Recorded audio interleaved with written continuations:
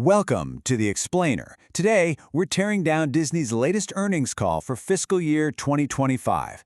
And we're going straight to the source, CEO Bob Iger's opening remarks. Let's see what he had to say. Okay, so let's dive right in. Bob Iger basically came out and described a company that's firing on all cylinders.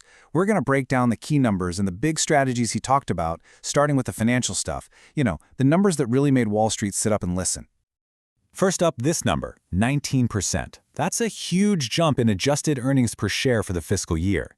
And Iger made a point to say this isn't just a one-time thing. Nope, it's part of a trend. We're talking a 19% compound annual growth rate over the last 3 years. That is some serious consistency. Next, how about this for a number? $7 billion. That's what they're aiming for in share buybacks next year. To put that in perspective, that's double what they did this year. When a company buys back that much of its own stock, it's basically screaming, we believe in what we're doing.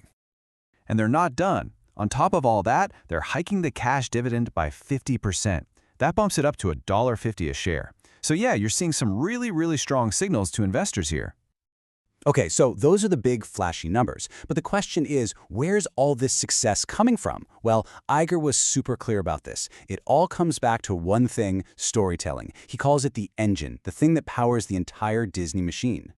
And he gave a perfect example of what he means, the new live-action Lilo and Stitch. He used it as a case study to show how a single hit movie isn't just a movie. For Disney, it's like dropping a stone in a pond. The ripples spread out across the entire company. And here's what those ripples look like. The movie was a beast at the box office, right? #1 Hollywood film of the year. But then it absolutely crushed it on Disney Plus with over 14 million views in just 5 days. And then, get this, it turned into more than $4 billion in Stitch merchandise sales this year alone. That is the engine he's talking about in action. And you might be thinking, okay, but that's just one movie. Well, Iger pointed out that this isn't a fluke. Think about this. Disney Studios have pumped out 4 movies that each made over $1 billion in the last 2 years. And the rest of Hollywood? A big fat zero. Not a single one. I mean, that's complete dominance. And it looks like that engine is just getting warmed up. Just look at what's coming down the pipe. We're talking Zootopia 2, a new Avatar, a new Avengers movie. Oh, and The Mandalorian and Grogu are finally hitting the big screen. They are not taking their foot off the gas. Not even a little bit. All right, so that's the movie side of things. Let's shift gears to the next big pillar, streaming. You know, their direct-to-consumer business. This has been a massive focus for them, and, well, the results are pretty jaw-dropping. Just look at this. This is probably one of the biggest stories from the entire call. Only 3 years ago, they were losing $4 billion on streaming, a $4 billion hole. And this year, they've turned that into a $1.3 billion profit. That's a $5 billion turnaround. I mean, that's just wild. So you gotta ask, how in the world did they pull that off?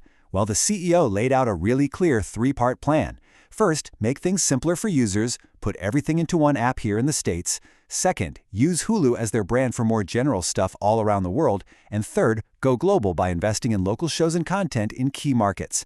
Simple, focused, and apparently it's working. And their digital plans aren't just about movies and TV shows. No way. They're making a massive play in sports. Iger called it a new era. And he's not wrong. For the first time ever, you can get the full-blown ESPN, all its channels, straight from them as a streaming service. That's a huge deal for sports fans. Okay, so we've covered the screen, big and small. But the success story doesn't stop there. Let's talk about the physical world, the parks, the cruises, the whole experiences part of the business. Because, wow, they also had some incredible things to report. Get this. The experiences division set records for profit. Not just for the quarter, but for the entire fiscal year.